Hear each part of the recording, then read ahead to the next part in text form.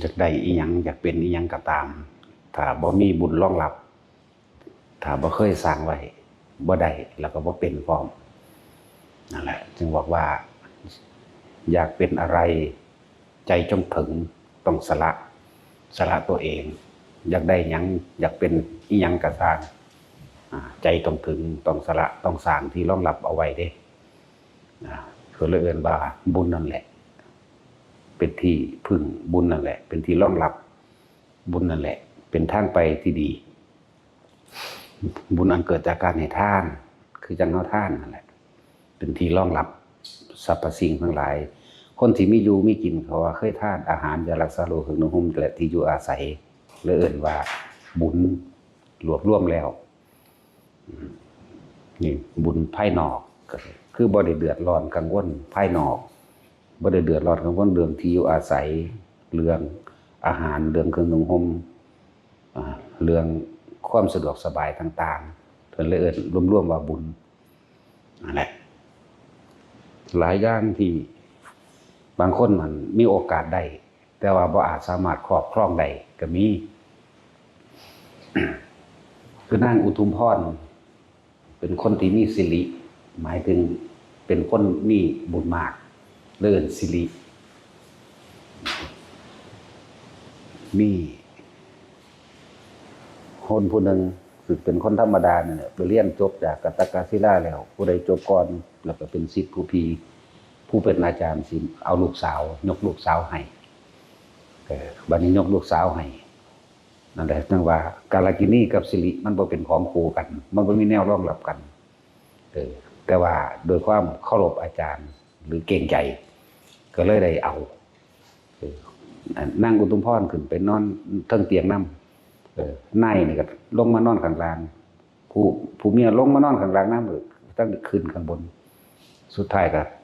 เดินทางกลับบ้านเมื่อเดินทางกลับบ้านถึงระหว่างการทางแห่งหนึ่งเพชรมักเดือสุกพวนนายอันนี่แหละกาลกินีนี่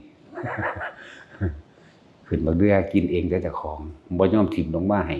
นั่งอุทุมพรเด้บอกว่าท่านพี่ถิ่งบ่ให้กินน้ำแน่บอกคือมากินเอาตี้อยากกินนั่งอุทุมพรก็เลยขึ้นเมื่อขึ้นไปแล้วกันฟ้าวเอาน้ำมาโพกไว้โพกบ่ให้ลงมาไหมเอาน้ำมาโพกอ้อมมันเอาน้ำมาหลอบไว้ถ้าว่าโพกเดี๋ยวพวกคนไทยบ้านนอกมันสิบ่เข้าใจ มันสิบ่เข้าใจคำว่าโพกไว้เนาะพวกเฮาได้เปรียบได้คนอีสานรู้จักหลายภาษา คนอีสานคนลาวเฮานี่รู้จักหลายภาษาเด้ นั่นแหละนายกาลกินีนั่นคือตาสินนั่นแหละเขาเอิ้นนั่นโตนาเกียรติโตกาลกินี ว่าตั้งแต่ว่าหาโมนสิริแตกนี้บัด เอาแหละนางอุทุมพรขึ้นที่บักเดือเพิ่นก็ฟ้าวเอาไปตัดเอาน้ำหมักเล็บแมวน้ำไผ่น้ำหยังแน่แหละมาล้อมไว้บ่ให้นางลงมาแล้วของก็หนีเที่ยวไปแต่เพียงผู้เดียวฟ้าวหนีถิ่มน้ำอุทุมพร พอดีกับพระราชาวิเทหราชพระราชาพระเจ้าวิเทหราชเลียบเมืองหรือว่าเสด็จประพาสป่าเดินป่าไปเที่ยวป่าไปเห็นนางนี่กันกำลังห้องหาคนช่วยด้วยอยู่นั่นแหละก็เลยใส่สร้างก็ไปใกล้ๆก็เลยถามเจ้าเป็นไผมาตะไสเป็นลูกอาจารย์จุกตักกศิลาเมืองพระราณสี เมืองพระราณสีผัวมีบ่มีอยู่แต่ว่าถิ่มหนีไปแล้วยังมีใจครับอันผัวผู้นั้นก็บอกว่าบ่มีเคยไปนอนน้ำเขาเราบอกว่าบ่เขาบ่ไกลเลยดีละก็สั่นมาเป็นเมียเฮาสั่น นั่นแหละเห็นบ่สิริกับสิริมันก็เข้ากันได้ตัวนะก็สั่นก็มานี่ก็เอาสายสร้างเขาไปใกล้ๆก็ให้นั่งแล้วขึ้นหลังสร้างนำก็เอามาก็มาแต่งงานเลยนะอุทุมพรไปว่ามักเดือเด้อนั่งเลิ่นนั่งอุทุมพร สื่อมันม่วนสู่บักเดือนั่นแหละเลยว่าคนเฮาถ้าบุญบ่มีบ่รองรับกันไว้มันก็บ่อาจสามารถครอบครองหยังได้คือกันนั่นแหละกับอันเรื่องคนเฮาบ่มีบุญบ่มีปัญญาบัดนี้ก็บ่อาจสามารถรักษาทรัพย์สมบัติไว้ได้เหมือนกันกับเรื่องนั้นลูกเศรษฐีทั้ง4คนอทุสานะโสนั่นอทุสานะโสนั่นพอแม่ตายเบิดแล้วคนทั้ง4ก็เป็นเสี่ยวกันบ่จักว่าสิใช้เงินไปทางใดมีเงินพุ่นละ40โกฏบ่จักเลยใส่เงินไปเล่นกับผู้หญิงไปจ้างเขามานอนนำเจ้าของโดยความทุกข์ความยากบางคนเขาก็ขายตัวเองทั้งที่มีผัวอยู่เขาก็ขายตัวเองจังซี่ก็มีในสุดท้ายแหละก็กินเหล้าเมายาไปพร้อมอายุสั้นก็พันตายไปเลยมาตายแล้วก็ตกนรกนั่นแหละเพราะว่ามันมีหลายอย่างที่บางที่ผู้หญิงเขาบ่เต็มใจกับไปฆ่าผัวเขาเอาเมียเขามั่งเอาเมียเขามั่งแล้วฆ่าเขามั่งบ่พอใจผู้หญิงเพิ่นนี่ก็ฆ่าผู้หญิงทิ่มนะแบ่งสั้นนั่นแหละจังว่ามันตกนรกโดนคนที่บ่เต็มใจเขามีผัวอยู่ฆ่าผัวเขาเอาเมียเขานั่นแหละบางคนก็เต็มใจแต่ว่าด้วยความจนใจความยากทุกข์ยากจนแต่เขาก็หักผัวเขาอยู่จังซี่แต่เขาก็ยอมขายตัวเองเพื่อแลกกับเงินบางที่ไปสืบเบิ่งแล้วมันมีผัวอยู่ตัวนี่ฆ่าผัวมันเอาเมียมันจังซี่จริงๆแล้วเขาบ่ได้ว่าอยากได้เจ้าของเขาเอาเงินจังซี่ก็มีและเฮ็ดผิดหลายอันหลายอย่างเที่ยวด่าสมัยนั้นบ่ทันได้มีพระพุทธเจ้าแต่ว่ามีพระปัจเจกแล้วแล้วฆ่ากันเวลาพระปัจเจกมาบิณฑบาตจังซี่ก็ไปถามเบิ่งผู้หญิงเขาใส่บาตรก็เข้าใจว่าพวกผู้หญิงเพิ่นนี่มักพระปัจเจกก็พากันไปไล่ทุบตีพระปัจเจกจังซี่นะนั่นแหละมันจังตกนรกอยู่เท่าเดี๋ยวนี้กับนึงจังโผล่ขึ้นมาทีนึงในตำราเขียนไว้ว่า 60,000 ปีนรก 60,000 ปีนรกแต่มันเลยนั่นอยู่เลย 60,000 ปีอยู่กับนึงโผล่ขึ้นมาทุกคำนึงตัวนี้ก็ฟ้งบูดขึ้นมากับทุแล้วก็สะแล้วก็นะแล้วก็โสความจริงอยากเว้าว่าถ้าได้เกิดเป็นคนอีกสิบ่ทำการประทุษร้ายหรือทุศีลกับไผสิมีโอกาสได้สร้างบุญกุศลนี่แหละจังว่ามันคิดได้เมื่อภายหลังจังซั่นทุศีลจังซั่นสะก็มาจากคำว่าที่ประกอบการสุจริตแบบนั้นแบบนี้ถ้าได้มีโอกาสเกิดเป็นคนสิสร้างคุณงามความดีนะเรื่องสะหรือสุจริตนั่นแหละหลายอย่างก็ชื่อบ่ได้เบิดลืมผมบอกว่าจังได้หยังก็บ่ได้ดอกถ้าแม่นเฮาบ่มีบุญพอที่รองรับสรรพสิ่งทั้งหลายที่เฮาอยากได้สิว่าอีหยังสู้ว่ามีวัดแห่งหนึ่งสร้างไว้สวยงามอย่างดีครบพร้อมมูลพร้อมทั้งเบิดเลยแล้วเพิ่นส่งภิกษุไปผู้หนึ่งก็บ่อาจสามารถจะไปอยู่หม่องจังซั่นได้เพราะว่าเจ้าของบ่มีบุญรองรับก็มีเด้จังซั่นแหละแล้วพยายามสร้างด้วยตัวเองก็สร้างก็บ่ได้อีกเพราะหยังมันสิสร้างด้วยความโลภความโกรธความแค้นแบบนี้ก็มีดังนั้นพวกเฮาสั่งสมไว้ ที่พวกเฮาเป็นคนที่เกิดมาได้รับความสุขสบายในการเดินทางตอนแรกอาจจะคุกคักแต่ว่าเมื่อบุญมันมาถึงแล้วบุญมันให้ช่องว่างได้ให้ผลซึ่งกันและกันแล้วคือจังเฮาเดินทางตะกี้เฮาเที่ยวทางแบบเดินดงเดินป่าทางก็ยากใส่สัญจรไปมาและขนเที่ยวอาหารขนข้าวขนน้ำแต่ว่าตะกี้เนาะขนข้าวขนน้ำเฮ็ดมันเฮ็ดไร่อ้อยเฮ็ดหยังก็ว่าไปด้วยความยากลำบากแต่ว่าถ้าเมื่อถึงบุญกุศลบุญมันมาถึงแล้วมันก็รองรับให้เฮาสะดวกสบายเองคือเฮาเดี๋ยวนี้แหละเฮาเดี๋ยวนี้แต่กี้ทุกคนลำบากอยู่ความเจริญจริงๆแต่มันบ่กี่ปีได้20-30 ปีนี่นึงเด้มันบ่ได้กี่ปีเด้อที่เฮามีไฟฟ้าใช้สะดวกที่เฮาเดินไปตามถนนหนทางแบบ ง่ายขึ้นได้รับความสะดวกนะเพราะเขาเคยสร้างไว้จากว่าล่ะเขาเคยสร้างไว้ที่ช่วงนี้เขาก็ได้รับช่วงนี้แหละสำหรับผู้มีกุศลไปพร้อมเด้เดินบุญกุศลเป็นที่รองรับกุศลคือความฉลาดและเข้าใจชีวิตเข้าใจธรรมะคือเป็นคนมีทัศนะคือความเห็นถูกต้องอะไรบ้างล่ะนี่เรื่องบุญกุศล นี่แหละเป็นอย่างจังผ้าแต่ละคนสร้างถนนปลูกต้นไม้ขุดน้ำแล้วก็เฮ็ดโรงท่านอย่างต่างๆไปเรื่อยๆแหละที่ผ้าเฮ็ดคนที่รวมมาแม่นบาท1-2 บาทก็สร้างล้วนแล้วแต่ได้อานิสงส์แห่งการสร้างนำเบิดบุญกุศลได้เหมือนกันได้ทั้งเบิดนั่นแหละเฮาเวลาเดินทางไปพุ่นไปพี่เฮามีเครื่องอำนวยความสะดวกสบายส่งถึงขึ้นรถเห็นบ่ล่ะขึ้นรถแล้วก็ได้แล่นไปตามถนนหนทางที่สะดวกสบายอีกเนาะนั่นแล้วก็เพราะว่าเฮาสร้างไว้ได้เฮาจังได้เปลี่ยนไปพวกบ่สร้างถ้าเบิ่งเด้อไปเทียบเอาเด้อพวกบ่สร้างคือพวกเอธิโอเปียจังซี่แหมคือพวกอยู่ในป่าอเมซอนหรือคนป่าอยู่ตามเกาะต่างๆนี่แหมก็นั่นแหละเขาบ่ได้สร้างบุญกุศลไว้เขาเลยได้อยู่ในที่แล้นแค้นอดอยากแม่นบ่ล่ะกินน้ำก็ต้องขุดหัวมันหัวน้ำมาปั้นกินใส่ปากใส่มือจังซี่กินเอาแล่นแค้นบ่ล่ะเพราะว่าเขาบ่สร้าง นี่แหละจังว่าพาทุกคนเห็นอีหยังที่มันเป็นอีหยังที่ได้อานิสงส์ที่บ่มีประมาณเด้ปลูกต้นไม้ขุดบ่อน้ำสร้างถนนหนทางได้รับความสะดวกสบายบ่มีประมาณจนถึงนิพพานแล้วมันจังสิสิ้นกันจังซั่นนะนั่นแหละจังว่าทุกๆคนที่ได้ร่วมมาในการสร้างถนนหนทางบ่ว่าหม้องใดก็ช่างเฮาบ่ได้แม่นเฮ็ดแค่นี้เด้บางทีเขาขออยู่มื้ออื่นเฮาก็ให้เด้แล้วเฮาก็ไปเบิ่งอีหลีเฮ็ดอีหลีจังซี่นะ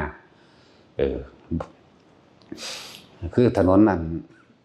เรียกว่าขยายไหลทางจากดอนไหลในระยะทาง1กิโล800 เมตรที่เฮาขยายแต่กี่ทางมันแคบมันบ่สะดวกสบายในการแล่นรถหลีกกันบ่ได้มัน4 เมตรบัดนี้เฮาขยายออกมาอีก2 เมตรถนนนั้นเลยกว้างขึ้นเป็น6 เมตรทั้งสั้นแหละก็ได้รับความสะดวกสบายก็คือเงินที่ทุกๆคนได้โอนมานั่นแหละมาด้วยความบริสุทธิ์ใจแม้บาทหนึ่งก็ได้ซ้ำกันนั่นแหละครับพวกนั้นหมายถึงอานิสงส์ในการได้รับความสะดวกสบายแต่ว่าผู้หลายก็อีกอย่างหนึ่งนะผู้น้อยก็ได้รับความสะดวกสบายแต่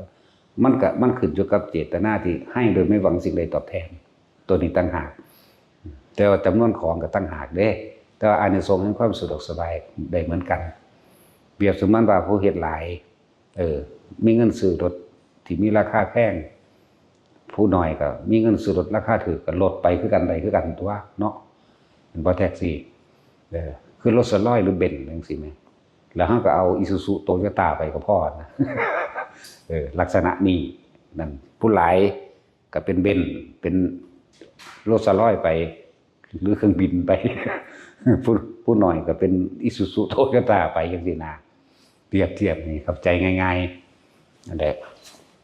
เป็นหยังเฮาคือมาร์เก็ตสาธารณะกุศลพร้อมเด้บ่แม่นบ่เป็นกุศลเด้เพราะเฮาอาศัยอำนาจเฮาอาศัยพระรัตนตรัยเป็นที่มาอาศัยศรัทธาในพุทธศาสนาอาศัยตัวนี้เฮาบ่เคยอาศัยงบประมาณของหลวงของราชการบ่มีเลยบ่เคยขอเข้าใจบ่ล่ะนี่ก็ว่าให้ทุกคนนั่นน่ะร่วมจิตร่วมใจสละความเห็นแก่ตัวของตัวเองออกมาเพื่อให้มันเป็นประโยชน์ต่อสาธารณชนทั้งหลายและเป็นประโยชน์โดยทั้งบุญและกุศลพร้อมนั่นแหละ พาทุกคนที่ได้รับความอำนวยสะดวกสบายสะท้อนย้อนกลับไปเองโดยไม่ต้องขอเด้อได้มากยิ่งก็ขออีกจักปะล่ะ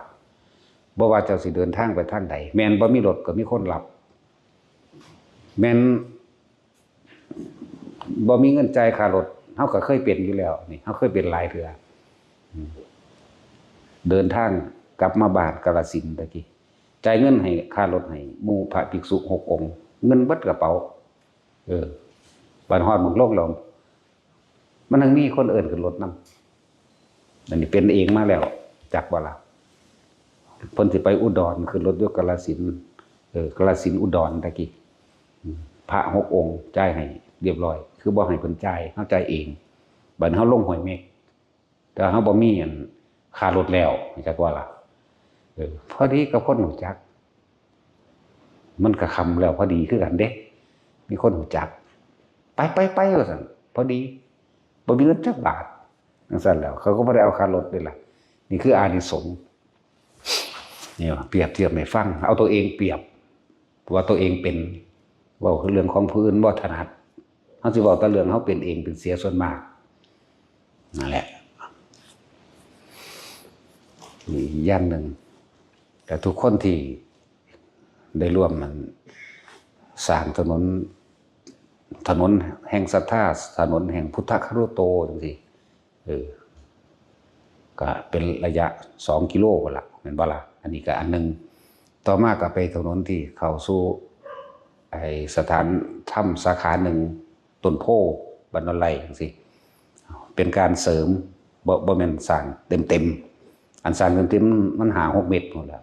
ตลอดทางยาวมากนั่นแหละก็เงินของทุกๆคนนั่นแหละเพราะทุกคนบ่ฮู้ว่าที่สร้างแนวใดสิมีอานิสงส์หาประมาณบ่ได้นะจะต้องให้คำแนะนำจังซี่แหละแนะว่าให้ท่านด้วยความบริสุทธิ์ใจท่านด้วยความบ่หวังสิ่งใดตอบแทนแล้วก็ท่านไอ้มันที่เป็นสาธารณประโยชน์แล้วเป็นประโยชน์อันเป็นกุศลพร้อมเกิดความฉลาดขึ้นมาพร้อมเพราะอาศัยการฟังธรรมเด้คนทั้งฉลาด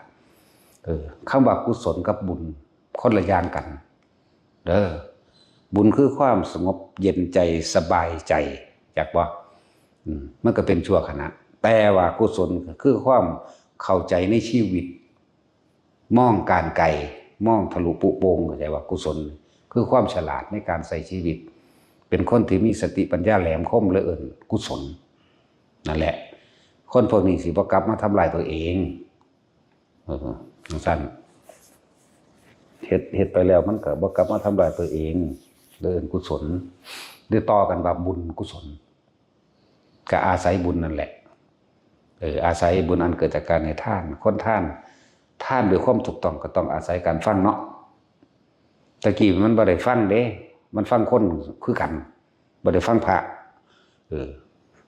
อย่างสั้นตะกี้ท่านมีแต่ขอนั่นแลกนี่อยากเป็นนั่นอยากได้นี่เด้นะบางนี้บ่ได้ให้ขอนะ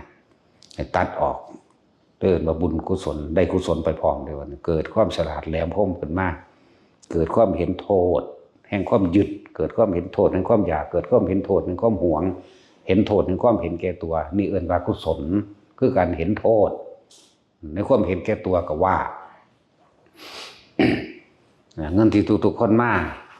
เหตุมานี่สร้างที่ธรณีสงฆ์เป็นที่รองรับหมู่สรรพสัตว์ทั้งมนุษย์และอมนุษย์พร้อมนี่คือมนุษย์มนุษย์เฮาบ่เห็น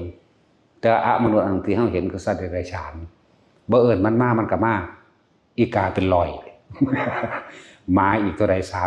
30-40แมวอีกโอ้ยจะวนมาแต่ทางใดบอกให้ตาสินไปเฮ็ดหมาขุนอยู่ก็บ่ไปจักเทื่อนั่นก็เลย จังซั่นแหละสร้างถนนหนทางขุดน้ำบ่อบาดาลเจาะมันเท่าใดบาดาลแล้วแต่เฮาเฮ็ดมานี่เนาะทุกคนเข้ามาอยู่นี่ก็ได้อยู่ได้กินจังซั่นล่ะก็แปลกเรื่องน้ำก็แซ่บๆเนาะน้ำก็บ่ได้กรองอีหยังเด้น้ำก็สะอาดกว่าน้ำที่เขาใส่คลอรีนใส่สารอย่างซ้ำของเฮาตรงเลยพอดีกัดดีพร้อมเนาะสั่นแหละดีกว่าน้ำที่ประปาทั้งนั้นอีกบ่ไปขุดหม่องใดได้ดีโลด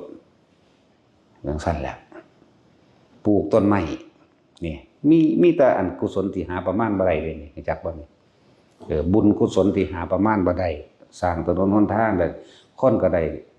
เที่ยวไปเที่ยวมาได้รับความสะดวกสบายโตเฮาเองได้กว่าอีกจักบ่ล่ะได้ความสะดวกสบายตราบใดที่ยังบ่ทันได้ถึงพระนิพพานติความสะดวกสบายสิไปรอเดี๋ยวทางภายภาคหน้า ไปเกิดในที่เจริญถ้ามาเจริญต้องเจริญ2ทางเจริญโดยธรรมกับเจริญโดยโลกไปพร้อมกันจากว่าล่ะ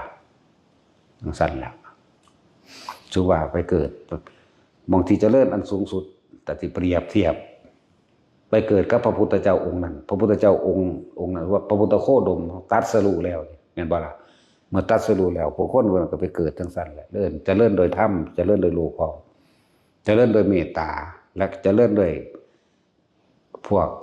อาหารที่อยู่อาศัยเครื่องนุ่งห่มแล้วก็เจริญด้วยความพึ่งพาอาศัยซึ่งกันและกันคนบ่ค่อยทำลายกันใช่ไหมนั่นแหละเป็นสั้นอานิสงส์ทั้งหลายเหล่านี้ส่งผลไปเองที่พาเฮ็ดอยู่เดี๋ยวนี้เนี่ยถนนก็แล้วล่ะไอ้อยู่ดอนไร่นั่นนะที่เป็นระยะทางคือการเสริมข้างละเม็ดตะเกามัน4 เมตรเสริมออกข้างละเม็ดแล้วเป็นถนนกว้าง6 เมตรยาวกิโล1กับ800 เมตรนั่นแหละตะกี้รถสวนกันบ่ได้เด้บัดนี้รถสวนกันอย่างรุนแรงเด็กน้อยมันจะเป็นแง่นั่นแง่อยู่หั่นก็บ่รู้ล่ะนั่นแหละด้วยแล้วถ้าเป็นทุกคนสละความเห็นแก่ตัวของตัวเองเด้อในความเห็นแก่ตัวนั่นแหละที่เฮาสละออกมาแล้วเฮาจะได้ความสุขสบายโดยส่วนตัวพอบ่ได้ว่าพุทธละบาท2 บาท1อย่าทานหลายมันสิเสียดายก็มันสิขอท่านโดยความเต็มใจบริสุทธิ์ใจในการท่านโดยบ่หวังสิ่งใดตอบแทนแล้วก็ให้อุทิศผลทานบุญกุศลกรรมดีนี่ผูกมิตรไปทั้งหน้าพร้อมเห็นบ่นี่ของเฮามันใส่ซับเดียวขอผลทานบุญกุศลกรรมดีที่ข้าพเจ้าก็ทำมาแล้วนี่ตั้งแต่อดีตตอนต้นจนถึงปัจจุบันณขณะนี้จงถึงแด่สรรพสัตว์ทั้งหลายไม่มีที่สุดไม่มีประมาณทุกหมู่เราบรรดามีของเฮามันใส่คำเดียวเท่านี้แต่ว่าที่ผ้าวานั่นน่ะที่ผ้าแต่ละคนวาซุมื้อนั้นพวกเจ้าบ่มั่นใจในตัวเอง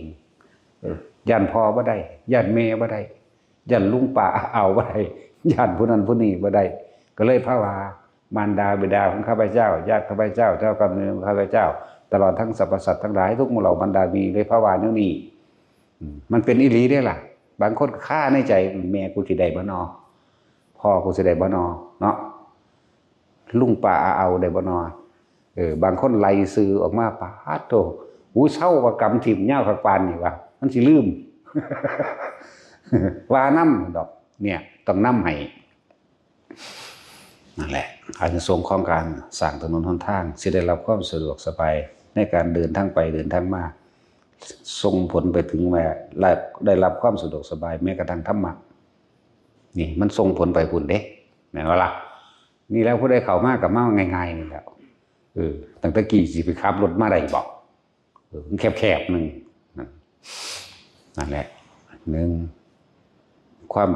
การเดินทางทางกายของเฮาเองอย่าลืมว่าอานิสงส์การสร้างสิ่งเหล่านี้มันได้ฮอดยานพาหนะหมดเด้เข้าใจบ่ล่ะตะกี้เขาเจ้าบ่ได้ทานหยังหลายเด้ปัดกวาดทางจงกรมให้หมู่ภิกษุสงฆ์จะเว้าเรื่องในพระไตรปิฎกปัดกวาดทางจงกรมคนผู้นี้เกิดได้รับความสะดวกสบายมียานพาหนะพร้อมบ่น่ะบ่ได้เฮ็ดหลายซำเฮาซั่นแหมเฮาก็สิบ่ได้หลายกว่านั้นเฮาสิบ่ได้ฮอดยานอวกาศพุ่นบ่ อันนี้ปัดกวาดทางจงกรมให้พระตัดแต่งงาไม้ของหันบางนี้มันออกมันขวางทางยางเพิ่นนี่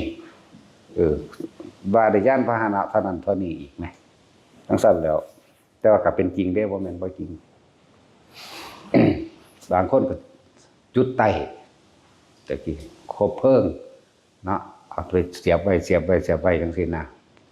เนี่ยอานิสงส์คั่นไปส่งไปทั้งถ้ำก็ว่าได้หูทิพตาทิพไปได้บาดนี่นั่นแหละอันนี้เฮาสิบ่ได้กว่านั้นบ่ เฮาเฮ็ดหลายอันนี้ไฟเป็นหลอดเลยแกงกว่ากันอีกนี่คือสิ่งที่เฮาสร้างมาเด้บ่แม่นว่าเฮาบ่ได้เฮ็ดเฮาเฮ็ดมานั่นแหละจังว่าทุกคนที่เกิดเป็นคนมานี่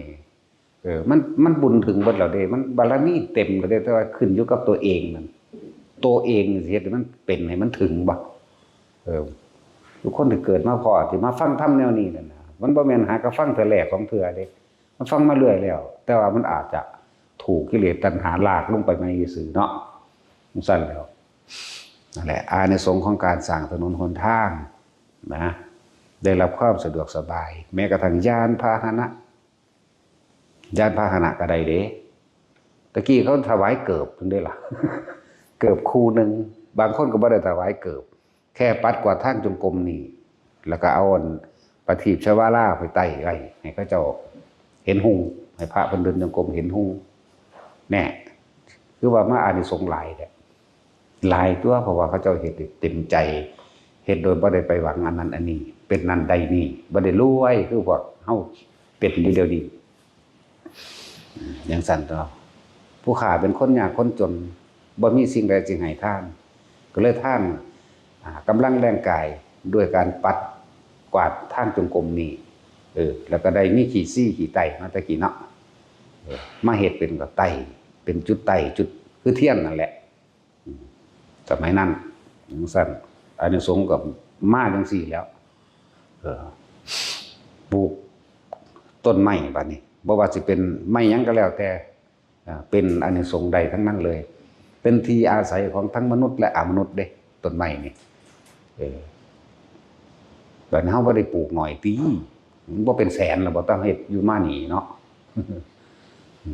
นั่นแล้วทั้งเป็นต้นไม้ที่กินได้หมากลิ้นจี่หมากลำไยเนาะหมากม่วงหมากฮุ้งสารพัดนี่คนก็กินได้สัตว์ก็กินได้นะเดี๋ยวต้นไม้อันอื่นๆอีกอันเป็นต้นไม้อันเป็นเครื่องระลึกนึกถึงคุณของพระศาสดาแต่ละพระองค์อีกจากวันนี้เป็นที่อยู่อาศัยของพวกอมนุษย์ประเภทพุ่มเทวดาลุกขเทวดาได้บัดเนี่ยต้นกากระทิ่งมีทุกองค์มีทุกต้นกากระทิ่งว่าถ้าเฮาคิดว่าสิปลูกจองล่ะเข้าใจบ่ล่ะจังซั่นแล้วเทวดาต้นกากระทิ่งจังซี่นะต้นโพมื้อนี้นะต้นปาเป้งระหว่างพศพันเอิ้นต้นปาเป้งระหว่างบ่ทันมีพศเอิ้นต้นอัศทพฤกษ์พศนี่เฮาว่าเอิ้นต้นโพโพหยังก็โพธิญาณนั่นแหละต้นไม้ตรัสรู้เฮาเลยเอิ้นต้นโพอย่างสั้นโพธิญาณได้เป็นชื่อนี้ตะกี้ว่าอัศทพฤกษ์ต่อมาว่าปาเป้งสมัยนี้เอิ้นต้นโพอีหยังก็เอิ้นโพเบิดละบัดต้นกากระทิ่งก็เป็นต้นโพเด้โพธิญาณต้นไม้ตรัสรู้พระพุทธเจ้านี่ต้นดูก็โพธิญาณสำหรับพระพุทธเจ้าองค์หนึ่งบางองค์ก็ตรัสรู้ใต้ต้นดูบางองค์ก็ตรัสรู้ใต้ต้นโพนี่แหละบางองค์ก็ใต้ต้นกากระทิ่งบางองค์ก็ต้นสร้างนาวบางองค์ก็ต้นผักกุ้มต้นกุ้มบกจักกุ้มบ่จักซี่จักบ่แหมสาเด็กน้อยหาก็เกิดเนาะแต่สิรู้จักว่าเคยเอาไปเฮ็ดสมผักบ่นั่นแหละกะกุ้มมันนั่นแหละต้นประดูมื้อนี่แม่นเบิดต้นไผ่ใหญ่บักใหญ่อีหลีเด้ต้นไผ่อันนั้นมันธรรมดาทั้งบ่แม่นต้นบักใหญ่ใส่คนโอบแบบนี้พุ่นเด้อเป็นกอขึ้นเป็นภูมิแตกออกบาดนี้ใช่แล้วพระพุทธเจ้าองค์นึงเพิ่นก็ตรัสรู้แบบนั้นบางองค์ก็ตรัสรู้ใต้ต้นม่วงเด้แตกว่าล่ะนั่นแหละต้นไม้ตรัสรู้ส่วนพุทธเจ้าองค์ใดที่มีญาณพาหนะในการออกบวชจังซี่แสดงว่าเพิ่นไปเฮ็ดสิ่งเหล่านั้นองค์ใดที่บ่ได้หยันท่านญาณพาหนะต่างๆก็ย่างเอารู้จักบ่ย่างเอาทรงพระดำเนินรู้จักดำเนินบ่แต่สิรู้จักดำเนินบ่เด้อนี่โอ้ดำเนินนั่นน่ะย่างเด้นั่นน่ะแปลว่าย่างเด้นั่นน่ะย่างเอาพระพุทธกัสสปะนี่ย่างเอาเด้นี่โอ้เกิดโดนทักปานนั้นบ่ท่านเกิบเลยบ่เนาะบ่ธรรมดาเด้พระพุทธเจ้าเฮาก็พอได้แล้ว40สงไขนั่นพวกกันศรัทธาธิการบ่แห้งแล้วเด่นไอ้40พุ่นเด่นพุทธเจ้าเฮา20เอารักษาให้นั่นบ่ล่ะก็สิบ่ท่านก็สิบ่เคยให้เขาขี้เกียจบ่เนาะอย่างว่าสิ่งเหล่านี้ต้องท่านต่อพระพุทธเจ้าเด้อบ่แม่นของง่ายบ่แม่นว่าทั่วไปมุ่นพร้อมเกิดเป็นผู้ ผู้ใส่เต็มเพศจังซี่นะมีความพร้อมแล้วที่สิบรรลุธรรมเป็นอรหันต์ได้เลยจังซี่นะแต่ก็อยู่ในเพศแห่งการนักบวชสิฤาษีก็ตามคือเก่าอยู่ต่อหน้าพระพุทธเจ้าองค์นั้นอีกนั่นแหละแล้วก็ท่านยานพาหนะให้กับพระพุทธเจ้าองค์นั้นนั่นแหละคือพระพุทธเจ้าเฮามาเห็นบ่ยานพาหนะในการออกบวชคือพระพุทธเจ้าเฮานี่อาจจะเคยเป็นม้าอยากว่าเคยเป็นม้าแล้วให้พระพุทธเจ้าองค์นึงนั้นขึ้นหลังออกไปทำพินิจกรรมนะไปบวชนั่นแหละเพิ่นก็เลยได้มาแทนมากันตกะมากันตกะก็คือโพธิสัตว์เด้อยู่ดุสิตพุ่นเด้แต่เขาบ่อยู่ดอกเขาลงมาเกิดแล้วมาก็ดีในตำราก็ว่ามากันตกะหลังจากตายจากสัตว์เดรัจฉานนี่ขึ้นไปพุ่นไปบรรลุโสดาบันนั่นซั่นตำราเข้าใจว่าล่ะนี่เรื่องตำราเขาก็บอกไปตามตำราส่วนพระพุทธเจ้าบางองค์เพิ่นก็มีสร้างเป็นยานพาหนะเห็นบ่ก็แสดงว่าเคยเป็นสร้างให้พระพุทธเจ้าองค์นั้นขี่นำนี่นะแล้วก็เกิดกับสมัยพระพุทธเจ้าอีกองค์นึงก็เคยท่านสร้างให้พระพุทธเจ้าองค์นั้นพร้อมนี่นะตัวเองเคยเป็นเองแล้วก็แม้นมาเป็นคนแล้วเป็นหยังก็สร้างเคยเอายานพาหนะนั้นให้พระพุทธเจ้าขี่อยากบ่ล่ะนั่นสั่นครับส่วนพระพุทธกัสสปะนี่เพิ่นบ่ท่านหยังบ่เพิ่นคือย่างเอาหั่นนะบางองค์ก็ส่งสาวิกาข้านหามได้บัดนี้รู้จักว่าสาวิกาข้านหามมันหยังเอาตาเลี้ยงจังซั่นแหละสมัยเพิ่นเป็นคนจังซี่เพิ่นเคยหามพระพุทธเจ้าไปรู้จักว่าล่ะแล้วก็หลายๆศาสตร์ก็หามอยู่ซั่นแบบหามแต่ว่าทรงปราศาสตร์นี่ก็มีในตำราว่าเพราะสิริยะเมตไตรได้ล่ะทรงปราศาสตร์เนาะบ่แม่นเพิ่นเคยเกิดเป็นปราสาทเด้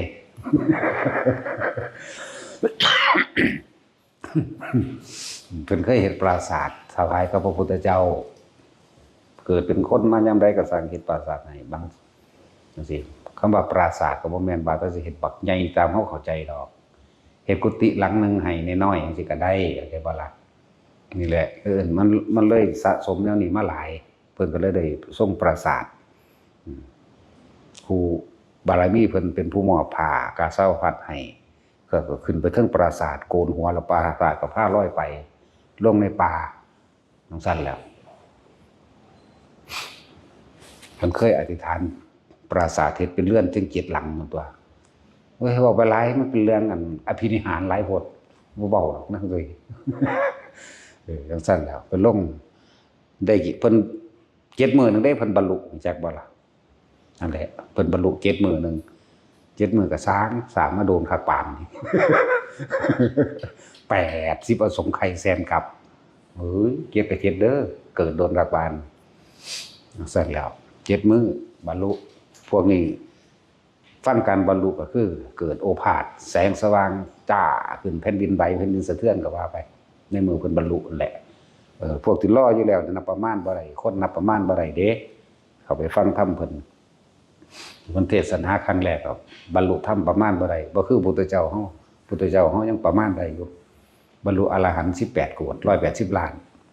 โสดาสกิทาคาอันนี้ก็ตั้งหากในมือนั้นแต่ส่วนมากเทวดาบรรลุหลายกว่าเป็นหยังเขาคือบรรลุคือเฮามาสั่งสมไว้เดี๋ยวนี้แหละได้ยินได้ฟังโดยสัมมาทิฏฐิเดี๋ยวนี้เด้จังสิเป็นไปได้เด้อเทวดาอื่นมีบ่มีเทวดาที่เกิดจากศาสนาอื่นๆมีพวกฤาษีชี้ไพ่เขาบำเพ็ญชาตินั้นนี่เขาก็ไปเป็นเทวดาพรหมได้เห็นบ่ล่ะบางคนก็ตายเพราะระลึกนึกถึงเคยซอยเหลือผู้นั้นผู้นี้ก็เป็นเทวดาได้เป็นภูมิเทวดามั่งลูกะเทวดามั่งโดยอานุสงส์การรักษาศีลหามั่งช่วยเหลือคนมั่งนี่นั่งซั่นแหละแต่ว่าบ่เข้าใจคำว่าอนิจจังทุกขังอนัตตาบ่ได้ฟังตัวนี้จากบ่ล่ะพวกเขามันหลายคักแล้วล่ะว่าได้ฟังแต่ก็ขอให้สั่งสมไว้ สั่งสมไว้ที่พาเฮ็ดบ่ทุกอย่างอยู่นี่ สร้างศาสนวัตถุหรือธรณีสงฆ์สร้างมื้อนี้ล่ะ พวกวิหารต่างๆนี่คือที่อยู่อาศัยนี่แหละกุฏิต่างๆนี่ก็เป็นรองรับแล้วให้ที่อยู่อาศัยก็ขึ้นชื่อว่าให้ทุกอย่างได้ทุกอย่างออกในนี้บัดนี้เฮายังมาเสริมอีกสร้างถนนบัดนี้ได้ความสะดวกสบายทางกายนั่นแหละเลยรับความสะดวกสบายเฮ็ดโรงทานอีกก็ตามีตะไผขอมาให้โลดเนาะจังซี่แล้วไปทั้งใดก็บ่อึดอยู่อึดกินดอกเฮ็ดโรงทานพร้อมก็เงินของทุกๆคนที่รวมมานั่นแหละพวกเฮาที่รวมมาเนี่ยเลยบ่ฮู้จักว่ากูได้อานิสงส์จากไสน้อนั่นแหละก็นี่แหละก็เฮ็ดกระจายออกไปให้ทุกคนเฮ็ดร่องไว้ให้ถ้าสิโดยลำพังตนเองเฮาบ่เข้าใจวิธีทำมันเป็นมีแต่ทำไปตามพิธีซื่อบ่คือวิธีทำของเฮาเลยมีทำไปตามพิธีมันซื่อว่ากันพากันเฮ็ดเอาขอเอาเด้อบัดไปอยากได้หยังอธิษฐานเอาเด้อเด้เนาะเฮาบ่ได้ให้ผู้ใดมาขอเด้นั่นแหละจังว่าเน้นย้ำเหลือเกินทานถึงนิพพานได้ก็ยังมีนั่นล่ะปลูกต้นไม้กินได้ไว้แต่แจกเป็นทานบ่ว่าฟื้นบ่ว่าเหตุที่มันเกิดอยู่นี่เองไผอยากได้ก็นำไปเอาเฮาบ่ได้หวงหมู่พระสงฆ์ทั้งเบิดอยู่ในนี่ที่คุยกันแล้วนะแม่นหยังก็โยนให้หลวงพ่อเบิดนั่นแหละโอ้ยเฮาก็ตัดสินใจเอาผู้เดียวตัวไผอยากได้หยังก็ขอหยังก็ให้ได้ตัวมาถามกันเฮ็ดหยัง 3-4 องค์เนาะจังซั่นแหละคือว่าต้นไม้ทุกอย่างนี่ของกินนั่นน่ะบ่ต้องขอเอาไปเลยเพราะว่าเจตนาเฮาปลูกไว้เป็นทานนี่บัดนี้อานิสงส์ของพวกมาปลูกมาเฮ็ดนำกันบัดนี้พวกเจ้าบ่อึดอยู่บ่อึดกินดอกพวกเจ้าเกิดอีกแต่ตาสินเกิดอีกจังซี่ก็บ่อึดอยู่บ่อึดกินเป็นมดแดง เอาบ่ตาสินเจ้าก็เฝ้าต้นมะม่วงไว้หั่นแหละ บ่อึดลากทุก เป็นมดแดงเฝ้ามะม่วงเอาเด้อหรือสิเป็นหยังแมงมุมบ่หรือสิเอาเป็นปวกเป็นหยังไว้ซั่นบ่ เดี๋ยวมีแต่สะของเฮ็ดไว้เบิดนั่นแหละมันจังได้รองรับมาจังซี่บ่จักได้ทังใดนั่นแหละจังว่าผ้าทุกคนเฮ็ดมานี่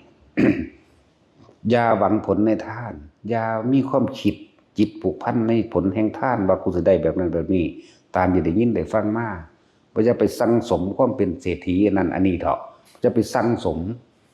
ความได้ดีมีเป็นบ่เอาตัดอย่างเดียวเลยคือว่าเหมือนกับว่าเฮาสินิพพานเดียวนี้คณะนี้ชาตินี้จักว่านี่แหละจังว่าให้มันมุ่งตรงใส่ตรงนี้โลดหรือว่าบ่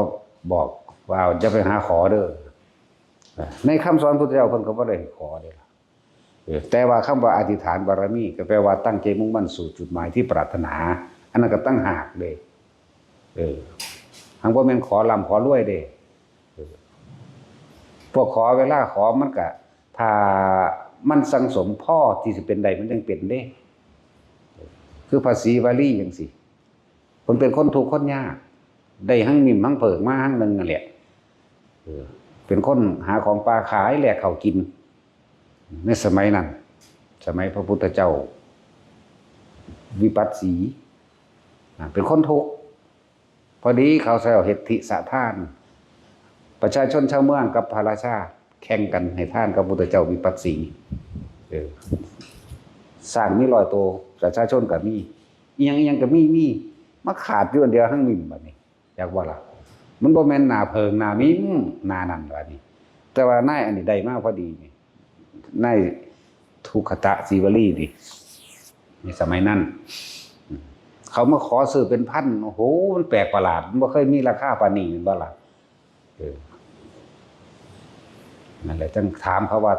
เขาเฮ็ดอีหยังกันเขาบอกว่าโอ้ยประชาชนชาวเมืองกับพระราชาแข่งท่านกันตัวมีพระพุทธเจ้าเป็นประธานแล้วมีพระสงฆ์ จำนวนแสนนั่นแหละเฮ็ดจังได๋น้อว่าโอ้เฮาเป็นคนทุกข์คนยากก็เลยไปให้ท่านโดยการหวังจากบ่นี้ขอก็ไปเกิดตัวจากบ่นี้ก็ขึ้นว่าคำว่าทุกข์ยากลำบากยายมีกับผู้ขาเด้อก็น้อมทั้งเพิงนั่นทั้งเพิงมีน้ำเด้อบ่แม่นทั้งเพิงเขาพวกนั้นทั้งเพิงพวกนั้นมีแต่ขี้สูตร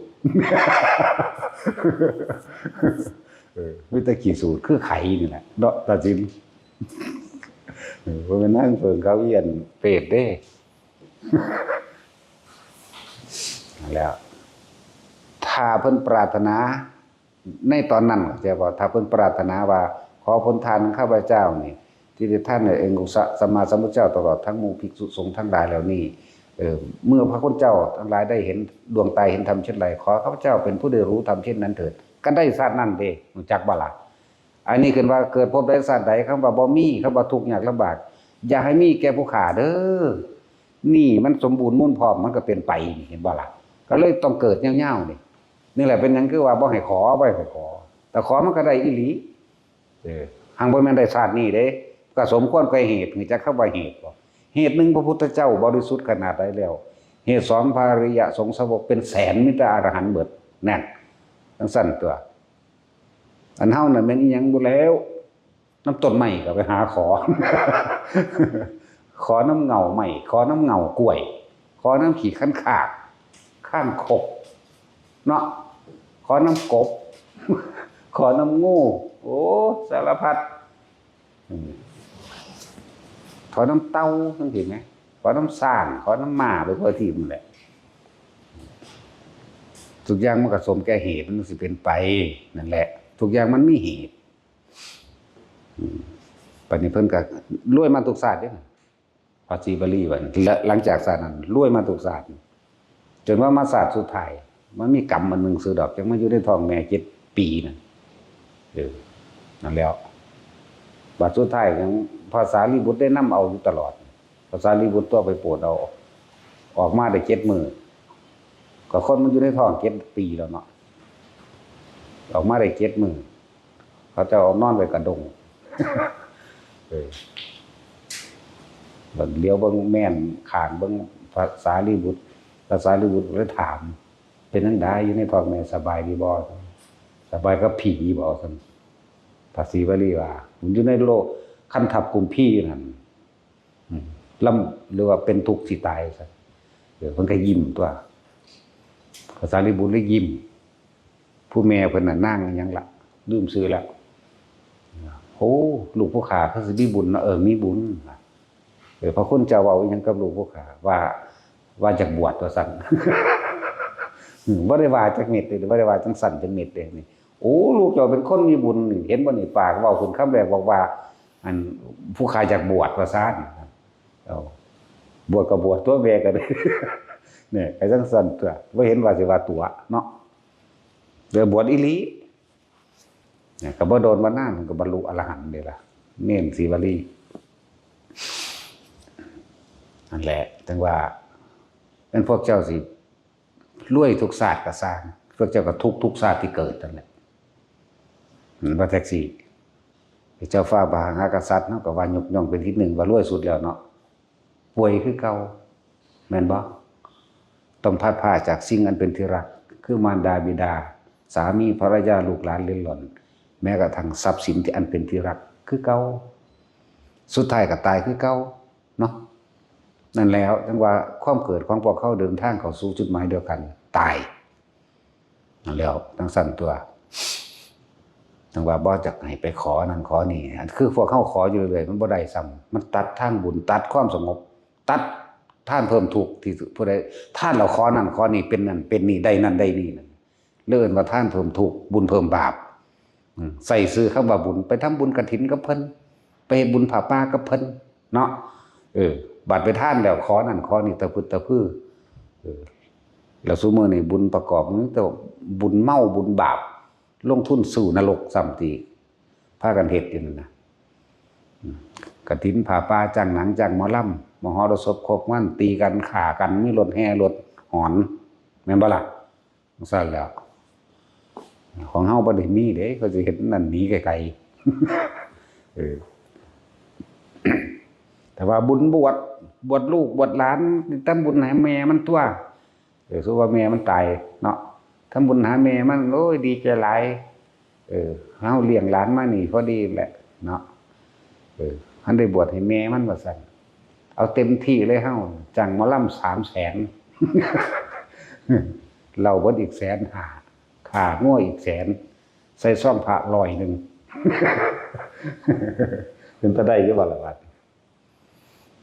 เท่านั้นตัวบ่ต้องมาใส่ให้เฮาดอกเฮาสิไปใส่ให้คืนซ้ำงานศพทุกงานเฮาบ่เคยไปเอาเงินดอกมีแต่เอาให้เนาะแถมซ้ำบ่ได้สวดได้กุศลาเทศเอาเลยนี่ล่ะบอกแบบนี้แหละ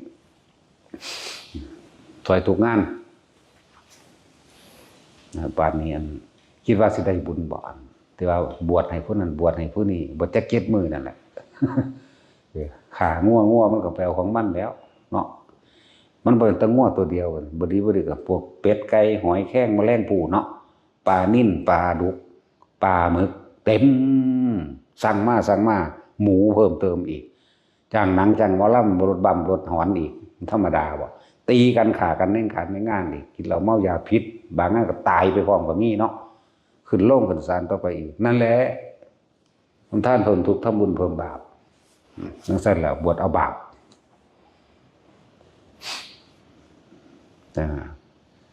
ตีกันฆ่ากันแล้วก็เป็นคู่กรณีกันเป็นอาฆาตบาดหมางกันไปเลยนั่นบ่สัตว์นั่นสั่นแหละหลายอย่างอยู่เด้อที่คนเฮาคิดขาดบ่ถึงถ้าบ่เฮ็ดก็ย่านมันบ่เฮ็ดคือบ้านคือเมืองผิดบ้านผิดเมืองเขาเนาะย่านแต่บ่มีหน้ามีตาจังซั่นแล้วก็บ้านเมืองลงนรกเบิดก็สิเป็นลงนำเขาหั่นบ่อันผิดบ้านผิดเมืองก็เลยเนาะนั่นบ่ล่ะเดี๋ยวเราเห็นอยู่เดี๋ยวนี้บางที่คนตายแล่นก็มาหาเฮาคือเอาสูคือว่าอยู่พุ่นโอ้โหพวกนั้นสิหนักกว่าผมอีกมันยังว่าอยู่ว่ามึงตายแล้วมึงคิดออกเนาะมันสั่นตัวหลายอย่างที่พวกเฮาบ่รู้แต่ว่ามีไผกล้าเว้าปานใดดีเขาย่านสั่งเนาะเฮาบ่ได้ย่านใดถ้าสั่งก็กินขี้ดังให้เฮาเบิ่งเด้จังเอาแต่สินแล้วบ่สั่งจักเทื่อเด้ได้ยังก็สร้าง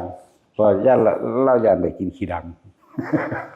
เอาแต่ว่าสั่งเอาก็บ่เชื่อล่ะต้องกินขี้ดังซะก่อนก็จะมีเชื่อว่าจะสั่งล่ะแต่เกียดหลายก็ให้ผูกคอตายให้เบิ่งเด้นั่นแหละนั่นทั้งว่าคำว่ากุศลนี่คือเฮาเห็นตามความเป็นจริงมีความฉลาดแหลมคมรู้ผิดรู้ถูกมองการไกลออกเข้าใจบ่ล่ะเรื่องกุศลบุญคือความสงบเย็นใจสบายใจเห็นแล้วแค่สบายใจในชั่วคราวนั่นแหละสงบใจในชั่วคราวนั่นขณะชั่วคราวแต่ว่าบุญและกุศลพร้อมต้องประกอบกันด้วยกับการฟังธรรมนี่ฟังความจริงธรรมแปลว่าความจริงเอาความจริงออกมาคุยออกมาเว้าออกมาบอกเลิ่นว่าได้ทั้งบุญได้ทั้งกุศลบัดนี้บ่ล่ะนั่นแหละมันก็มองออกตัวพวกเจ้าเห็นหน้าตามมึงด้วยพวกว่าบุญบวชแล้วจ้างนางจ้างหมอลำฆ่ากันบ่เอาฆ่าทุกงานเลยแต่หมอลำขอเข้าก็ยังฆ่ากันเห็นว่าตาชินธรรมดาบ่เอาวันนี้เฮ็ดกฐินซั่นจังซี่จ้างนั้นจ้างนี่อีกกรรมการวัดก็ควบคุมเอาเงินวัดเป็นบ่ซั่นนั่นแล้วอยากเว้าได้เรื่องวัดทุกวัดขึ้นอยู่กับเจ้าอาวาสผู้เดียวเท่านั้นเด้อกรรมการบ่ได้มีสิทธิ์ตั้งอีหยังถ้าสิตั้งขึ้นเฉพาะการเฉพาะงานแล้วก็เลิกบ่แม่นสิไปควบคุมเงินวัดอยากว่าล่ะเพิ่นเอาไว้แต่สร้างสาธารณกุศลสาธารณประโยชน์เด้อยากเว้าอยู่นั่นแหละมันก็หลายข้ออยู่ที่ถ้าสิเว้าตามกฎหมายมันก็ดีนั่นแหละอยากให้ผู้ใดมาควบคุมได้มันเอาไปใส่ซื้อปุ๋ยซื้อหยังกินเหล้าเมายาทั้งนอกเบิดเด้อ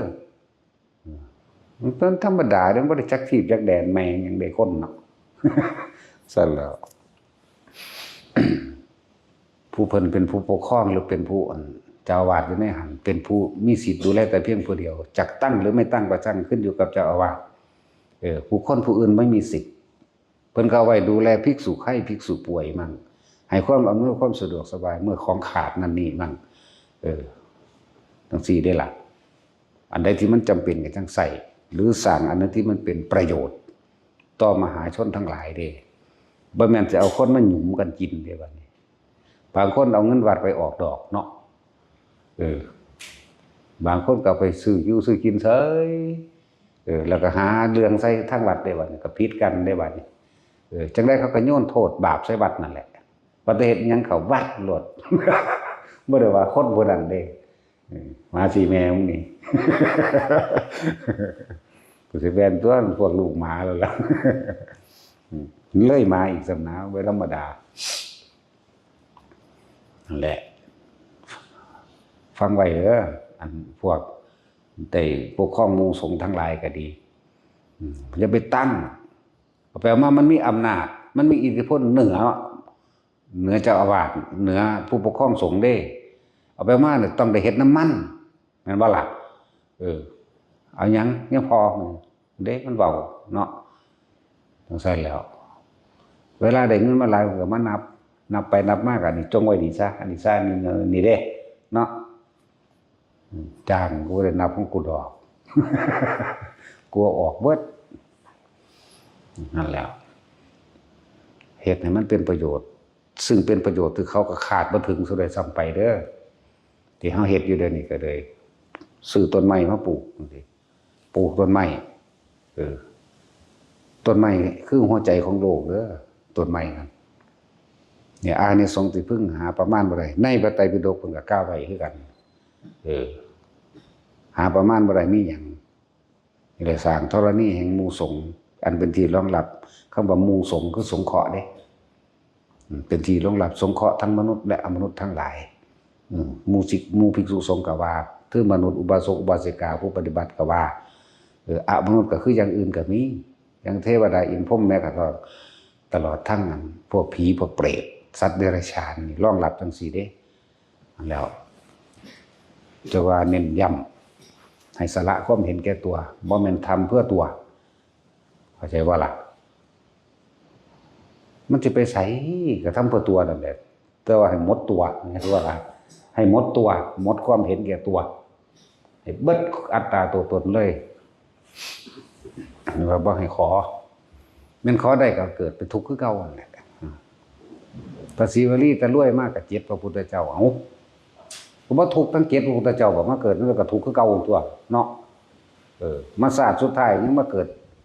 ขดจ้องอยู่ในท้องแม่ตั้ง7 ปี 7 มื้อก่อนนั่นจังซั่นแล้วออกก็มารวยอยู่ก็สิเอาแต่มึงรวยนั่นบ่ไปก็เลยจังซั่นเลยก็เบิ่งความทุกข์นี่ไปตายแล้วได้ล่ะแม่นบ่หรือยังอยู่บ่ จังซั่นแล้ว แล้วจึงอยากให้ผู้คนเห็นโทษแห่งความเกิดเห็นโทษแห่งความอยากเห็นโทษแห่งทุกข์นั่นแหละเห็นโทษอันนี้ถึงพยายามเน้นย้ำนักหนาเพื่อผู้ฟังใหม่ฟังเก่าก็สร้างเว้ายุ่งสิแหละแต่ก็คิดเอานั่นแหละเว้ยหรือว่ามีสมองบอกให้ไปเลย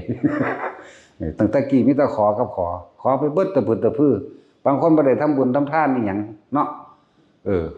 พุ่นเห็นศาลผู้เจ้าหอผู้ตาขอล่ะยกมือพอบ่ขึ้นขอสาธุเด้อจังซั่นจังซี่แล้วพวกข้าไปมาร่ำรวยค้าขายเท่านั้นค้าขายเท่านี้ดึงเอาใบไม้หักไม้ไปจังซั่นแล้วพอดีเข้าทางของพวกขายของไว้วันเป็นธรรมดาเลยเอานี่มหานิยมเมตตามหานิยมขายของเด้อซั่นมันบ่เว้าบ่มันเอาตัวนั้นไปขายจังซั่นแล้วเอาอัน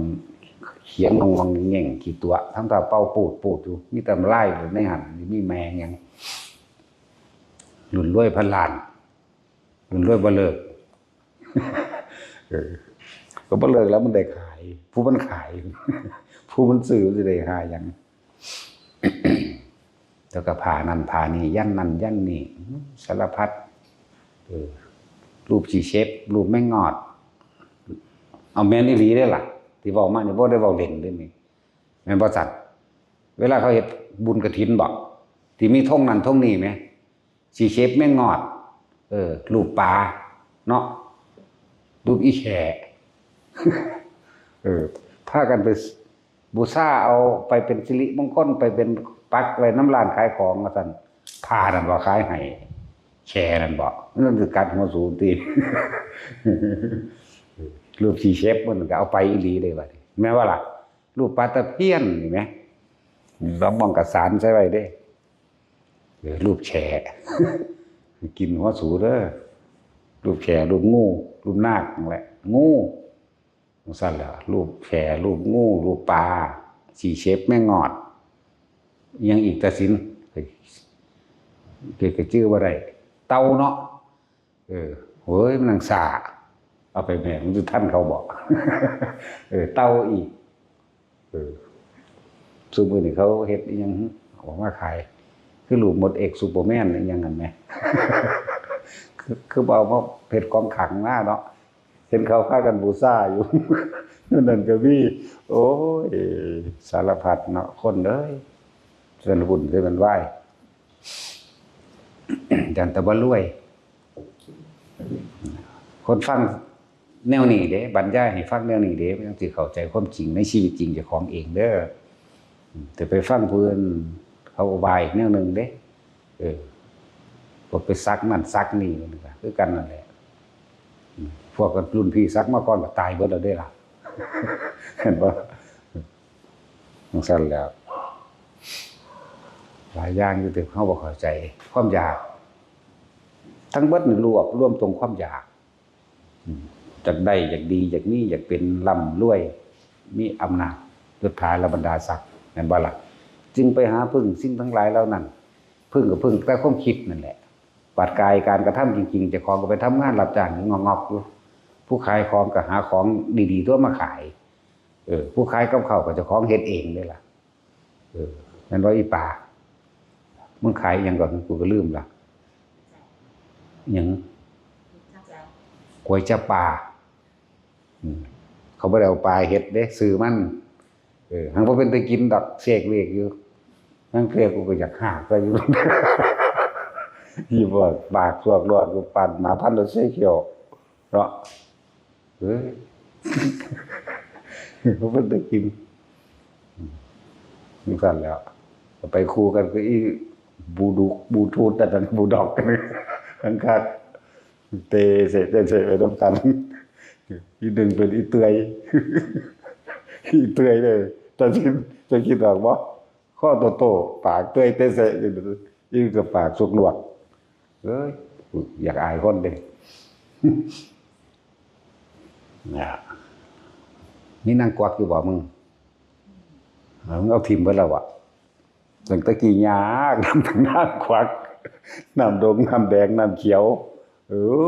จูดทูบเยาวสันหูดังหึงวัดแล้วแต่มาฟังยังสิมันกระถิ่มมันก็บ่ได้ยากมันก็บ่ได้เพิ่มค่าใส่ใจตัว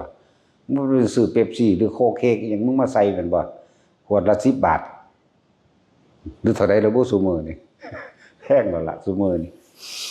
แล้วก็บ่ได้ไปยากน้ำทูบน้ำเทียนยากน้ำมันน้ำแดงน้ำเขียวน้ำแหล่แล้วก็ไปซื้อตุ๊กตาตูนยังอีกบุเลวมาให้มันเล่นกุมารทองกุมารทองซานบักมันเป็นโรคขาดสารอาหารบักกันนั่นนะอ่องป่องแป้งเนี่ยนะ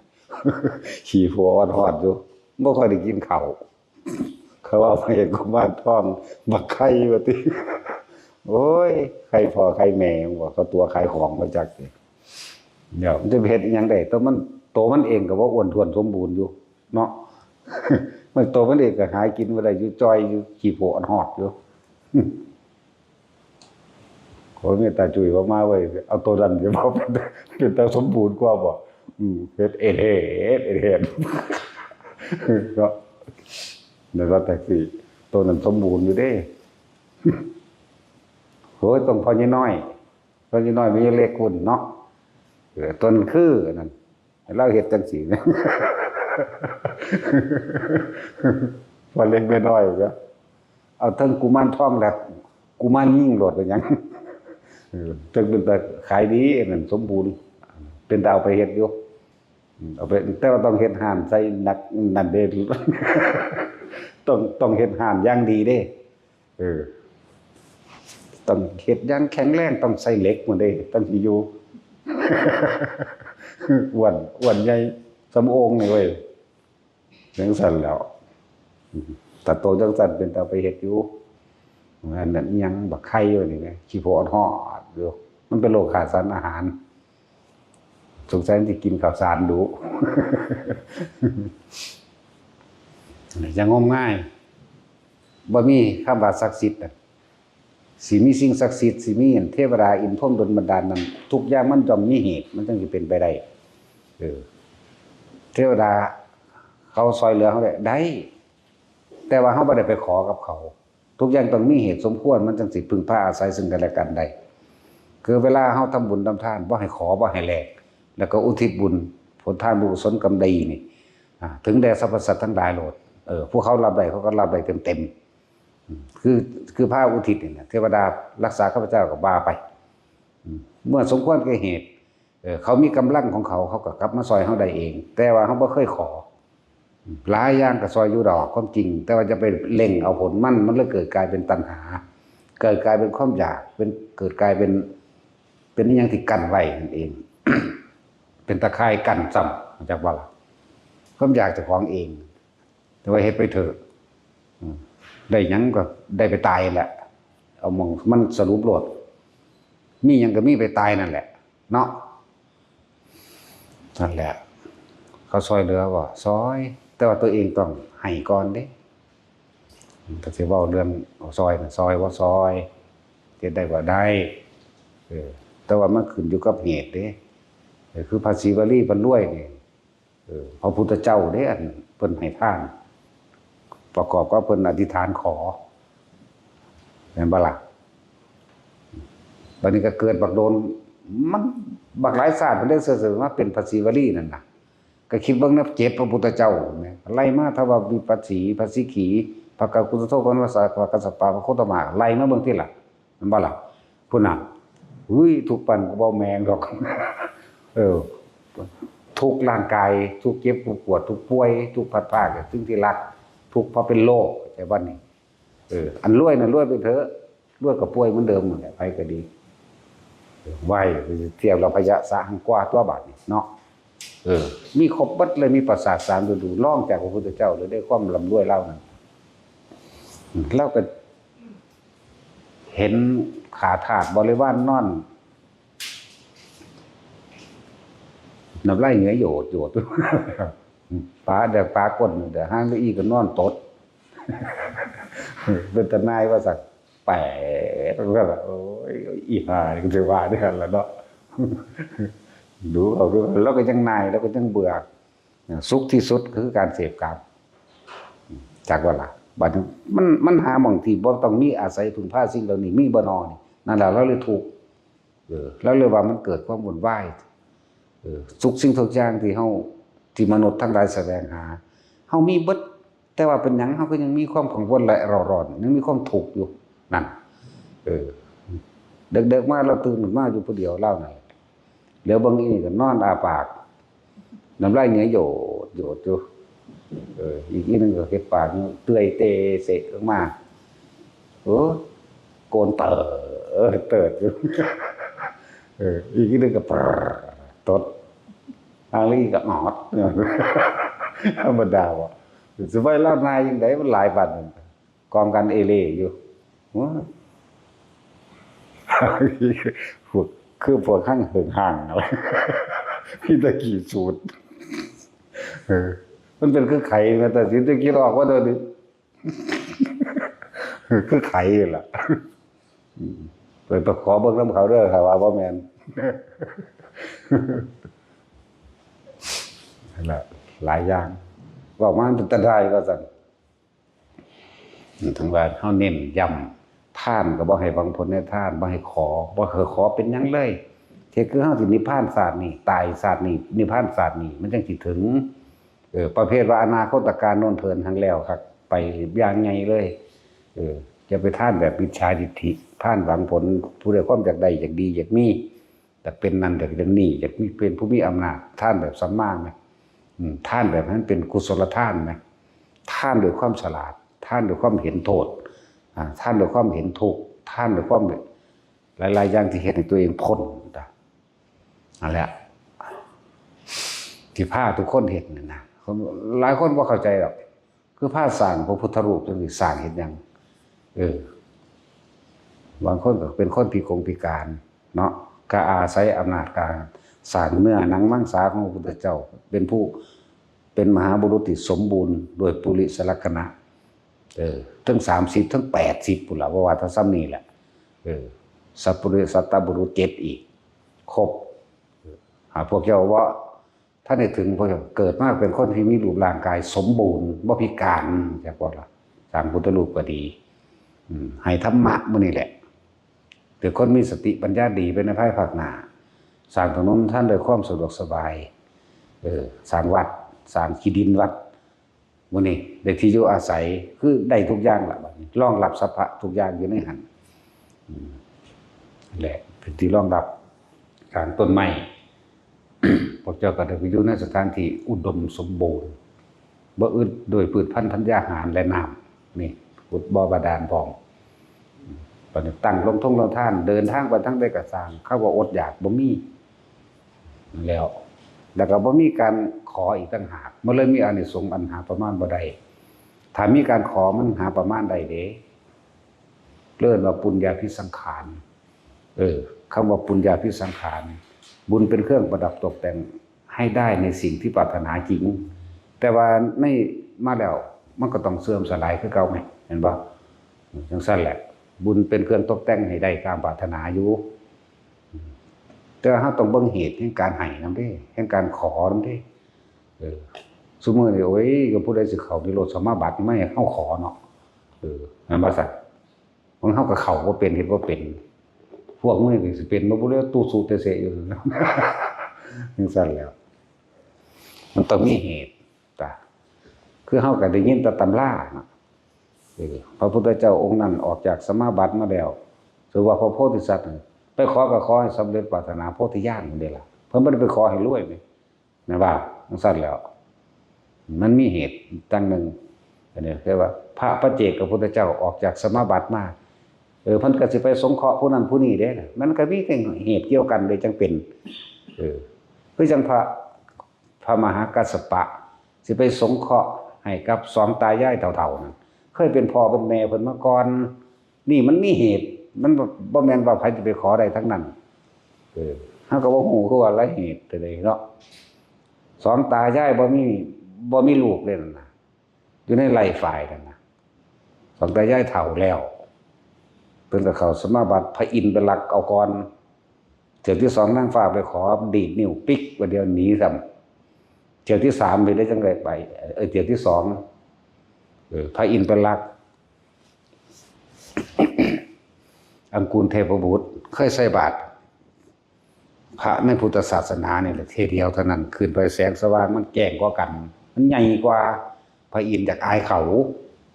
โอ้บ่รอดอีกพระอินทร์นี่ก็ได้ พระอินทร์ซุมื้อนี่แหละมีเมีย3พุ่นล่ามกเนาะนั่นแหละพระอินทร์จากอายเขาเลยโอ้เฮ็ดจังได๋วะนั่นแหละจังว่ามาพระกัสสปะนี่เพิ่นสิเข้าสมาบัติของเพิ่นเองเพิ่นสิไปสงเคราะห์เอาสองตายายนั่นสองตายายนั่นเคยเกิดเป็นพ่อเป็นแม่เพิ่นสิสงเคราะห์นี่มารดาบิดาที่ยังมีชีวิตอยู่ส่วนมารดาบิดาหมายถึงคนละศาสตร์เด้เข้าใจบ่แต่ว่าจังเป็นมารดาบิดาอยู่อันมารดาบิดาของเพิ่นเองตายแล้วล่ะในศาสตร์นี้เข้าใจบ่นี่พูดเป็นมารดาบิดาในศาสตร์ที่แล้วโหนจะไปสงเคราะห์พระอินทร์เลยมาลักใส่บาตรเพื่อจะอธิษฐานขอให้มีแสงสว่างหรือประกายที่ออกในโตนั่นน่ะที่ให้มันไหลให้มันแห้งกว่าอังกูลเทพบุตรนั่นแล้วแต่จังซี่มันจังได้อันนี้จังสั่นเด้อทุกอย่างมีเหตุเด้บ่แม่นว่าจะขอตะบึดตะพื้อเอาตามกิเลสตัณหาเจ้าของนั่นแล้วจังสั่นแหละหลายองค์ก็ดอกที่เขาเจ้าเหตุกันนั่นน่ะส่วนมากก็เพิ่นสิเว้าแต่เรื่องพระปัจเจกหลายกว่าเนาะพระซุมื้อนี้ก็บ่จักเฮาบ่จักนั่นแต่ซุมื้อนี้สิมีชีวิตอยู่นั่นน่ะไปถามเอาผู้ใดเป็นอรหันต์เข้าได้บ่ได้ก็เข้าให้แน่ๆล่ะไปขอเฮาก็บ่ได้ขอก็เฮ็ดไปเรื่อยๆจังซี่แหละนั่นแหละทุกอย่างมันมีเหตุเด้แต่ให้เห็นโทษแห่งการขอซะเด้อไปก็ดีเห็นโทษแห่งคนเฮาสิเป็นทุกข์อยู่2อย่างทุกข์กับสิ่งที่ยังไม่มีแล้วก็แสวงหาเนาะ เมื่อใดมาได้บัดนี้ทุกข์กับสิ่งที่มีเพราะหวงแหนบ่อยากให้มันพลัดมันพรากมันจากบ่อยากให้มันเสื่อมสลายเห็นบ่แต่ธรรมชาติเสื่อมสลายคือเก่าแต่อย่าลืมอันนึงเด้ออันนี้ทำให้ถูกต้องหมดทุกอย่างเฮานี่บ่เหลือบ่รอดคือทุกคนเกิดมาตายเกิดแต่ก่อนก็ตายเกิดเดี๋ยวนี้ก็ตายสิเกิดอยู่ทั้งหน้าก็เกิดไปตายคือเก่าแม่นเฮาตายก่อนเฮาบ่เห็นก็สร้างสิเกิดเท่าใดล้านๆชาติสงไขไปข้างหน้าก็สร้างก็เกิดไปตายนั่นแหละเนี่ยทำให้ถืออันเดียวนี่แหละวะนอกนั้นบ่ฮู้จักนั่นแหละแล้วให้เห็นโทษแห่งความเกิดซะความเกิดเป็นทุกข์เพราะว่าหิวร้อนหนาวเจ็บไข้ได้ป่วยแม่นบ่ล่ะพวกเจ้าใส่เสื้อกันหนาวอุยุอะยะอยู่นี่ทุกข์บ่สั่นหรือสุขบ่คือว่าเห็นหาวคือว่าเห็นดงๆอยู่เนาะเป็นทุกข์ตัวเดี๋ยวก็ร้อนเดี๋ยวก็หนาวเดี๋ยวก็หิวเดี๋ยวก็เหยียบน้ำมีดบาดเดี๋ยวก็เจ็บไข้เดี๋ยวก็ป่วยเดี๋ยวก็ไปคิดถึงบุคคลอันเป็นที่รักบาดมันตายจากกันนะนั่นแล้วจังซี่แล้วนี่เห็นโทษอันนี้มั้ยพวกเจ้าสิฮักกันส่ำใดเดี๋ยวนี้กอดกันอ้อมแขนคักๆมันก็ตายสักดึกๆเก่าต่อหน้าต่อตาคือเก่าตัวเนาะเห็นบ่ล่ะนี่เห็นโทษอันนี้มั้ยคั่นแหละให้เห็นให้เป็นคนมีกุศลความฉลาดเห็นตามความเป็นจริงได้คำว่ากุศลนี่คือเห็นตามความเป็นจริงได้แต่ทุกคนอย่างน้อยๆแว่นส่องธรรมแว่นส่องธรรมพวกเจ้ามีแนวตรวจสอบเจ้าของบ่ว่าเจ้าของสิพ้นจากอบายภูมิมีหรือยังมีความเห็นตรงหรือยังมีความเห็นจริงหรือยังบ่ได้แม่นย่านเยินอีหยังที่ว่าต้องหูทิพย์ตาทิพย์เด้มีความมั่นใจอยู่ว่ากูถึงพระรัตนตรัยเข้าใจบ่ล่ะคำว่าถึงพระพุทธเจ้าเป็นที่พึ่งเนี่ยมันถึงอาศัยความรู้ของพระพุทธเจ้านั่นแหละมากระทำตามเลื่อนว่าเดินตา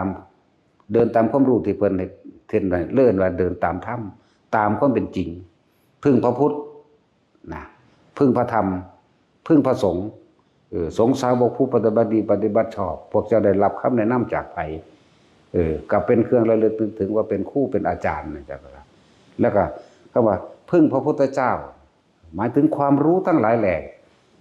ยอดแห่งความรู้ได้คำว่าพุทธเจ้าที่จักบอกที่เพิ่นนำออกมาแสดงไว้เลื่อนธรรม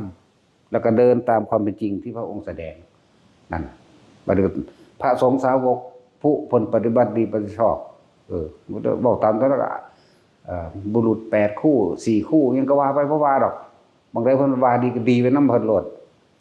นะบางเพิ่นสอนตรงๆนั่นน่ะนั่นแหละจากแว่นของธรรมบ่บัดแว่นส่องความจริงที่สะท้อนกลับเข้ามาให้เห็นความจริงในตนเองตอนนี้เฮามีหยังเฮามีเฉพาะพระรัตนตรัยเท่านั้นอย่างอื่นไม่สนใจที่จะพึ่งบ่มีการขอจากสิ่งอื่นเลยบ่ขอจากใดๆเลยว่าพระพุทธเจ้าบ่ขออยู่แล้วจักว่าล่ะนั่นแหละมั่นใจว่ามีเฉพาะพุทธธรรมสงฆ์ก็ได้นี่เห็นบ่นี่เยเกกิปานพุตติตถาวาทาวรอนาวาเสสาทีคาวาเยมันตาวามิสบาริสกันตุไลบุคคลทั้งหลายเราได้ไก่สั่ง